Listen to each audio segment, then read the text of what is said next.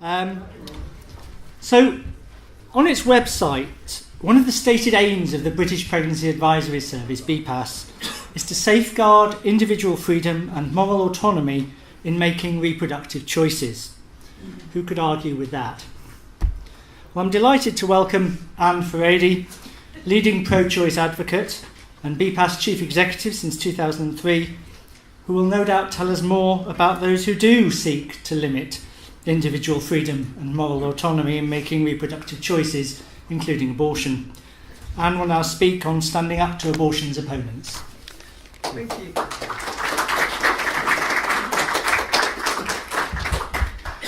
I don't have any slides. I'm not presenting any data or important quotes, so I'm afraid.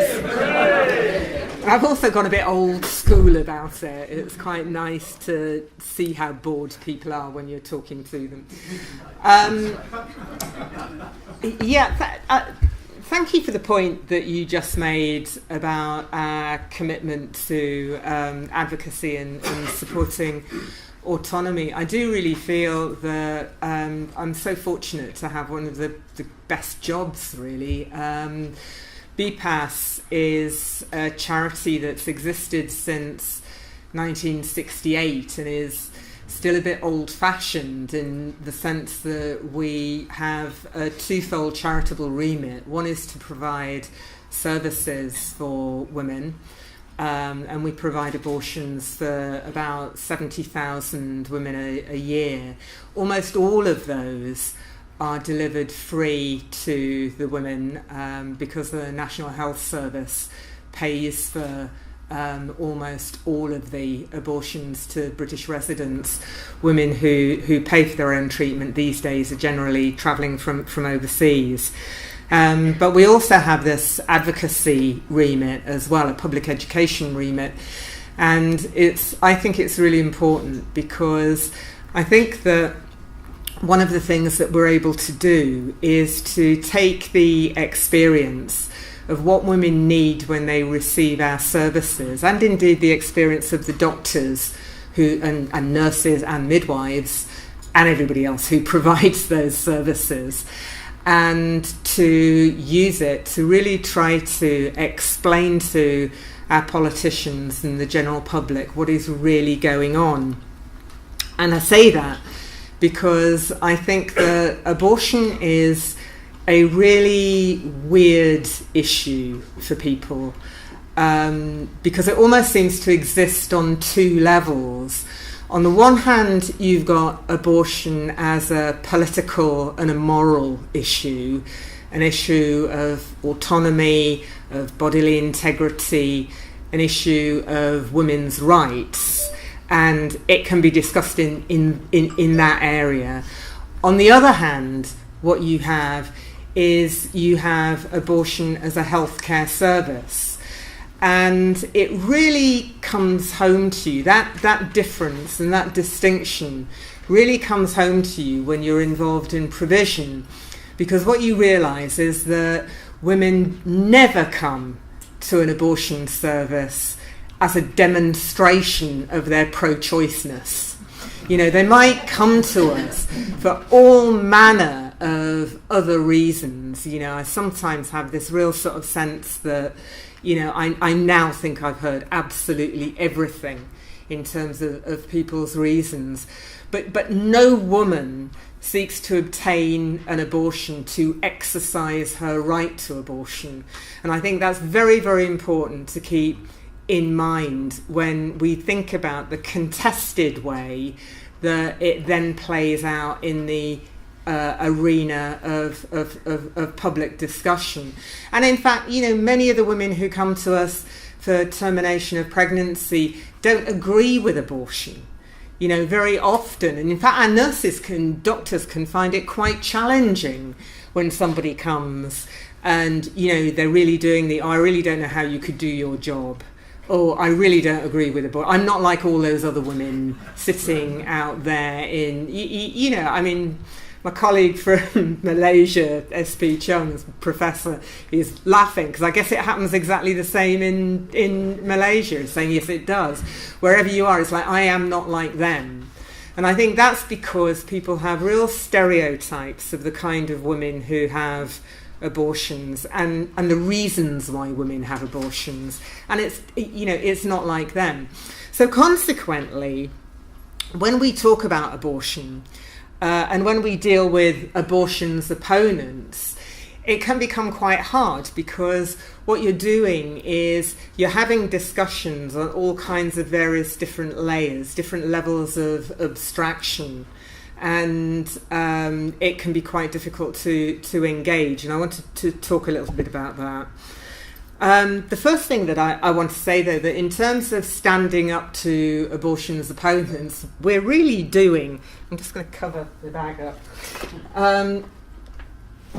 It's so you don't get the tweet noises.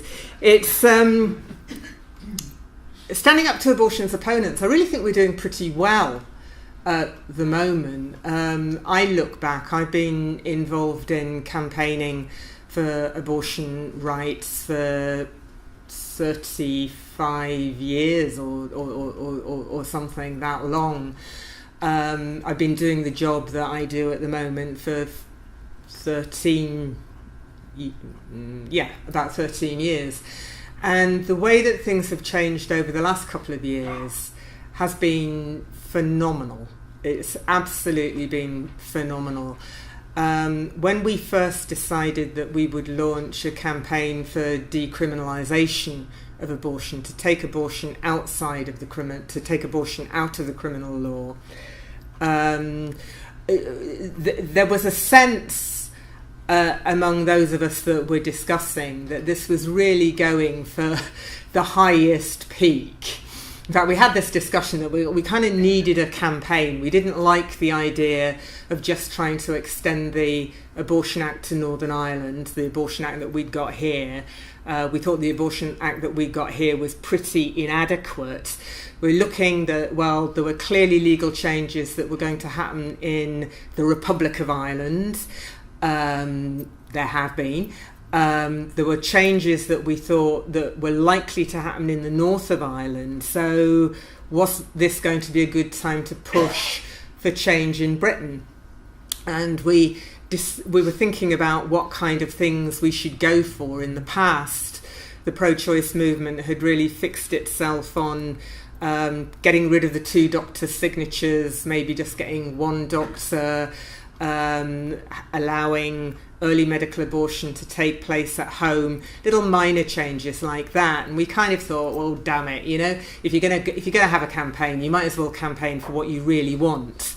And decriminalisation is what we really want. And then lo and behold, what we actually found was that it was easier to explain to people about decriminalisation, why it was wrong for abortion to be in the criminal law, why it was wrong for a doctor to be accused of committing a criminal offence and to stand trial for a criminal offence if a woman didn't meet the criteria in the 67 Act, and indeed for a woman to be convicted of a criminal offence for causing her own miscarriage.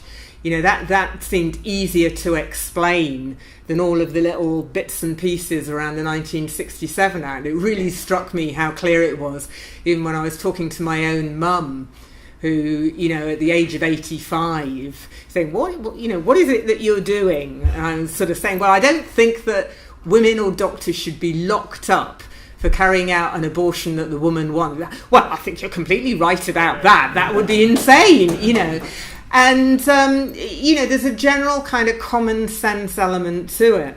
So we're doing reasonably well. About 70% of people in the latest opinion polls are saying that they think that abortion should be allowed simply because a woman doesn't want to have a child. So that's pretty good going. Interestingly, about the same proportion of MPs are saying that they think that abortion should not be a criminal offence when a woman doesn't want to have a child. And amazingly, 58% of Tory MPs are going along those lines as well. And I think that, by focusing on the Criminality Act, saying this isn't really a question of whether you approve of abortion or not, but do you think it should be a criminal offence? I think it does make it pretty clear to people. So I think that we're doing quite well on that particular front. Now, talking about our opponents, what I want to do is to talk about our opponents in really three sort of areas. There are clearly people who are absolutely fundamentally opposed to abortion on any grounds whatsoever. Organisations such as Abort 67, who are the ones who we sometimes get campaigning outside of our abortion clinics. They're the very extreme ones, the ones who'll be distributing the pictures of the aborted fetuses. They're the ones that are wearing the GoPro cameras on their heads, trying to film women who are coming into abortions, into the abortion clinics. They're the ones who write to me and compare abortion clinics with death camps during the war and say that, we are committing the equivalent of a genocide. And that's really hard. There is no talking with these people, right?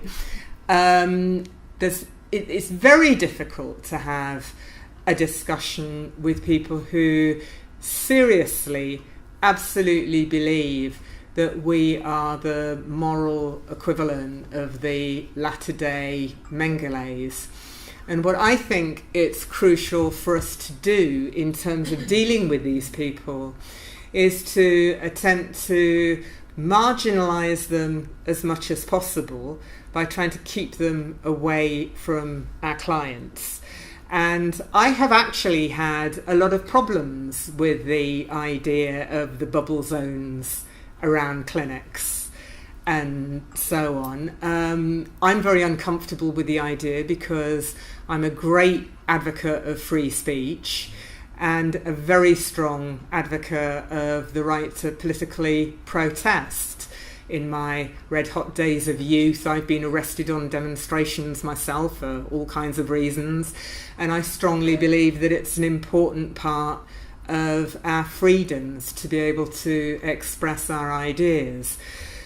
But the one thing about these people, which in some ways makes it different, and why I think that there is a reason for basically saying that they stand outside of the protections of free speech and political protest, is because they say themselves they're not carrying out a political protest, and they are not, in fact, exercising their political right to demonstrate. In fact, what they argue is that abortion doesn't need a protest, it protests itself. What they're trying to do is to stop women from accessing the services. And that, to my mind, takes it and puts it to one side. I'm still actually uncomfortable about it, if I'm perfectly honest. I much preferred it in the days when we weren't having this discussion. And we've had protesters at our clinics for as long as I've been around. It's just that it used to be a couple of nuns with a few prayer beads and prayer sheets, and the clinic managers used to take them out cups of tea because they felt sorry for them in the winter time and so on. But that's manifestly different. And my point is that I am the person that I will debate anybody at any time and anywhere on any platform. I will even debate these absolute fundamentalists, but you leave our clients alone, right? This is a matter of, if you want to have a debate, I will debate with you when life begins. But when somebody is coming to one of our clinics, that is not what they are coming to do. They're not coming to us for a discussion. They're coming for us to receive counselling or for us to receive treatment. But I do think that away from the clinic gates, it is worth engaging with these people. And the reason why I think it's worth engaging with them is because whilst there are some people who will be really bought into the idea that the life of the 3-day embryo is as significant as the woman who's carrying the 3-day embryo, and they really do put those things on a balance, really, I don't think that there are very many of them who will do that.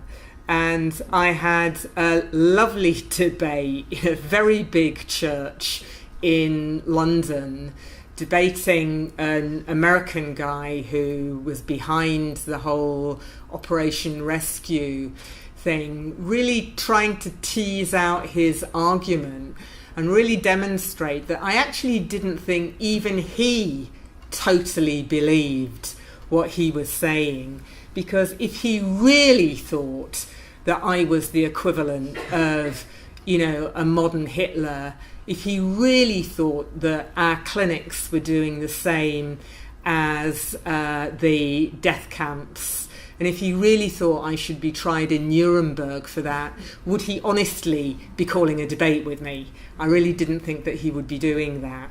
And, I think that they kind of get it. John Harris, who's a lovely ethicist who works at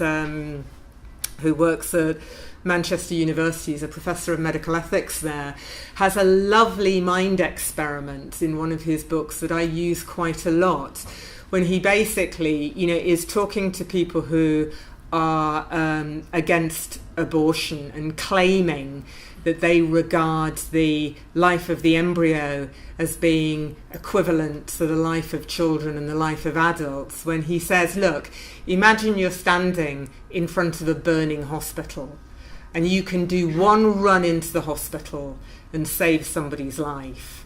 You might have an internal debate about whether you run to the children's ward or the maternity ward or wherever, but you're not going to run to the fridge that's got the frozen embryos and rescue the frozen embryos, even though arguably you could be bringing out dozens rather than just the one person that you can carry. And it's a great line, great story to lob in to a fundamental, anti-choice meeting, because they genuinely find these things quite difficult to answer, because in their heart of hearts, I think not among the really die-hard ones, but among a lot of the younger people that they pull around them, who are bought into these arguments because they basically are very naive and haven't a sense of why abortion is necessary. To talk to them about these ideas does bring people over to our side, because it undermines some ideas that they thought were very logical. I was speaking at a debate with a woman, and she's also called Anne Scanlon, who runs Life, and the two of us were debating at King's College, part of the University of London, earlier in the week. And the point that I was going overboard with her on, actually, was the argument was about whether you're pro-life or you're pro-choice. And I was making the point that, I regard myself actually as being very pro-life. I do accord a large amount of moral status to the fetus. I generally have a very large presumption in favour of life. My family laugh at me, actually. It's a big family joke that I'm the one that's trying to catch the mouse that the cat's brought in to put it outside the front door, and yet I run abortion clinics. They've got this general sort of sense of, how do you tally that up? My point really is that I've got a very strong presumption in favour of life when that life is doing no damage. And when a woman is pregnant and she's carrying a fetus, yes, of course, I have a huge regard for the status of the fetus, for what it could become. as a potential human being, but in terms of its equivalence or its superiority over her life and her choice and her autonomy, no, I do not really give it that particular status. It was very interesting. I was mobbed by people after the meeting who wanted to talk to me about why it is that I could sort of reconcile the idea of according a moral value to the fetus in the womb, but I didn't necessarily go down that pro-life trajectory. So I think all of these ideas are very important. That's why I wrote this book on the moral case for abortion. Now, what I will say in winding up from this is, because I'm giving a 5-minute note, is what I will say from this is that I genuinely believe that it is important for us to stand up to our opponents by trying to engage with them and their audiences, and to take up their arguments and to demonstrate to them why there is a need for abortion, and abortion is not dehumanizing and it is not a bad thing. I think it's very important to be speaking to as many audiences as possible, in fact about the opposite, why it is a good thing for a woman to be making a decision about her future and taking responsibility for it herself. That is a good thing, and that is a good thing that our clinics offer. So this is a thing to throw out, because this meeting that I was at on Wednesday was the most bizarre meeting, the most bizarre debate I have ever spoken at in terms of its composition, even weirder than the one in the church that I was debating the American anti-life, anti-choice zealot from. And the reason why was because it was about 100 people in this meeting, about 85 of whom were men or young male students, and only about 15 of them, if my maths are right, were women. And the reason for that is because the women's groups on campus shortly beforehand had decided that Anne Scanlon, my opponent, shouldn't be allowed to speak, and that the debate shouldn't take place because she was anti-abortion, and they think that that's hateful, and so therefore they think that she should be no platformed. So basically the organisers were in fact worried that there was going to be a protest outside. There wasn't. They just boycotted the meeting, which was a real shame, because we actually had a very good, lively, very contested but conflictual meeting. I had the same experience when I went to Cambridge University, where actually there was a demonstration of women's groups that were basically arguing the point that, in their view, abortion is beyond debate. We should no longer be discussing it at all, because it should be so obvious that it's a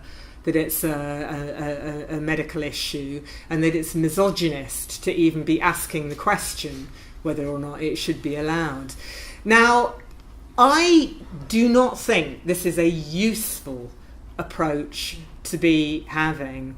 And what I would really urge is, as humanists, as secularists, you are in a position where you can be talking with the feminist groups who are taking, it's not all of them, but particular groups that are taking this view at the moment and trying to ban these debates from our university campuses, because I really fear that it is not doing us any favours. It's not doing us any favours because it's actually denying us the opportunity to have the argument out and win people over to our side. We don't need to be worried about it. We should have confidence in our arguments.